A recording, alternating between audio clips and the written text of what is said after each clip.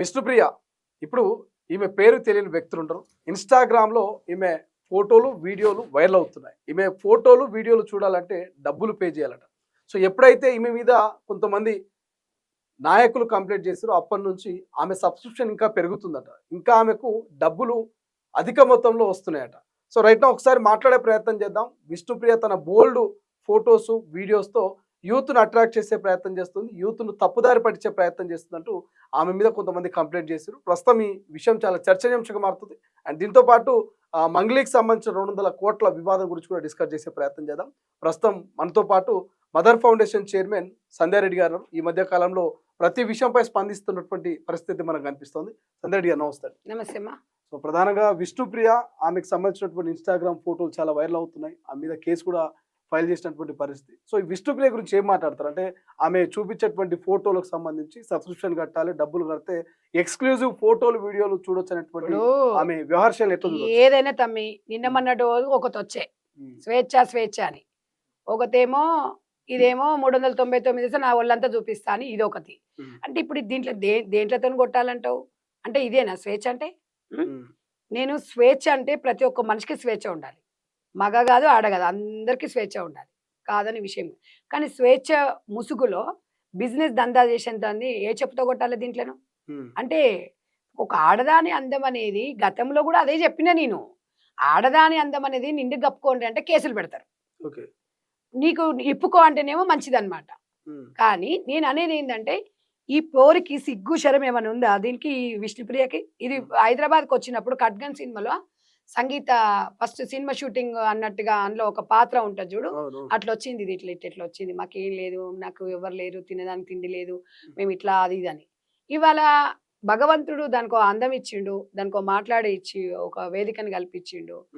ఇవాళ సెలబ్రిటీ అయింది. ఎవరి పుణ్యాన్ని అయింది? వీళ్ళందరూ జనాల పుణ్యాన్ని. ఒక సెలబ్రిటీ అయిన తర్వాత ఒళ్ళు ఎంత దగ్గర పెట్టుకోవాలి? అది దీనికి బలిపెక్కి కొవ్వెక్కి మదం ఎక్కి అమ్మో ఈ 1,00,000 సరిపోతలేవు అమ్మో నరంతర శిర అంటారు చూడు. ఇది మొన్న బెట్టింగ్ యాప్ లో కూడా దీన్ని ప్రమేయం చూసిండ్రు కదా. గతంలో కూడా 2-3 రూమర్స్ దీని మీద. అంటే ఇలాంటివి మనుషులు అన్నారు. ఇప్పుడు నేను అనేది ఏంటంటే ఇప్పుడు నాకు తెలిసి ఈ 2-3 ఈ వారం 10 రోజుల నుంచి ఈ విమర్శల ద్వారా దానికి సబ్స్క్రైబర్స్ ఎక్కువ పెరిగిపోయారు. అట్లా కూడా లాభమే దానికి. అంటే ఇది నెలకు ఒక 18 లక్షలు 19 లక్షలు సంపాదిస్తుంది. మరి ఇవాళ ఒక సగటు మనిషి ఇవాళ వాడి తరాలు మారిన ఓ 10 ఏళ్ళకి అయినా కూడా 18 లక్షలు సంపాదలేడు, వెనకేసుకోలేడు వాడు. ఎందుకంటే ఇవాళ తిండి బట్ట పొట్ట కాడికెడికే సరిపోతాయి. ఇది ఈజీ మనకి అలవాటు పడిందంటే ఈ సంకేతం అనేది సమాజంలో ఎవరికి ఇస్తుంది ముండా చెప్పండి? నేను ఇదే చెప్తున్న దానికి పనికిమాల దానికి ఇక్కడ 13 సంవత్సరాల నుంచి 16 సంవత్సరాల పిల్లలు, యువత కూడా కాదు, ఈ టీనేజ్ వయసులో ఉన్న పిల్లలు ఇప్పుడు మొబైల్స్ మనం ఆన్లైన్ ఎగ్జామ్ అని చెప్పి ఇవన్నీ ఉంటాయి కదా, వాళ్ళే ఎక్కువగా సబ్స్క్రైబ్ చేసుకుంటున్నారు. మరి ఎగ్జామ్ రాయమంటావా, ఇంటర్మీడియట్ పిల్లల్ని రాయమంటావా, దీన్ని చూడమంటావా, ఏం చేయమంటావా అనేది సమాజానికి తల్లిదండ్రులకు పెద్ద సవాల్గా మారింది. మరి ఇలాంటి విషయాలలో సంధ్యక్క మీ గతంలో కూడా వస్త్రధారణ విషయంలో నెల రోజులు ఫైట్ చేసింది, ఒకటే ఫైట్ చేసింది. ఇవాళ దేశవ్యాప్తంగా మద్దతు ఇచ్చిరు, దేశవ్యాప్తంగా ప్రజలు కూడా అన్నారు. ఈ రోజు కూడా ఒక తక్క ఒకటి చెల్లె, పెద్ద తేడాలు ఏం లేవు దీంట్లోకి. నేను అనేది ఏంటంటే ఇప్పుడు నేను ఇట్లా అన్నా అనుకో, మాకు రాజ్యాంగం ఇచ్చిందండి, మా ఒళ్ళు మా ఇష్టం అండి, మేము ఎవరికైనా చూపించుకుంటామంటే మాది కూడా ఇష్టమేనండి, మాకు కూడా రాజ్యాంగం ఇచ్చింది. ఇది తప్పు ఇది ఒప్పు అంటే ఇది 100% ఇది లీగల్ కాదు, ఇన్లీగల్. ఇది 399 అనేది ఇన్లీగలే. మరి అది సబ్స్క్రైబ్ చేసుకొని నేను అదే చెప్తున్నా సమాజానికి. ఈ విష్ణుప్రియ ఇప్పుడు సమాజానికి ఏం మెసేజ్ ఇస్తుంది? మేబీ మీరు కూడా ఆ ఫోటోస్ చూసి ఉండొచ్చు. అంటే అసలు ఒక మహిళ ఫోటోస్ ని మనం చూసే విధంగా ఉన్నాయంటారా? నేనేం చెప్తున్నా, ఇప్పుడు ఒక మహిళకు ఎవరికైనా ఒక మహిళ అదే ఉంటది, అన్ని అవయవాలు అందరికి అలాగే ఉంటాయి. నేను అనేది ఏం చెప్తున్నా అంటే ఇప్పుడు మేము సిగ్గుపడాల్సి వస్తుంది.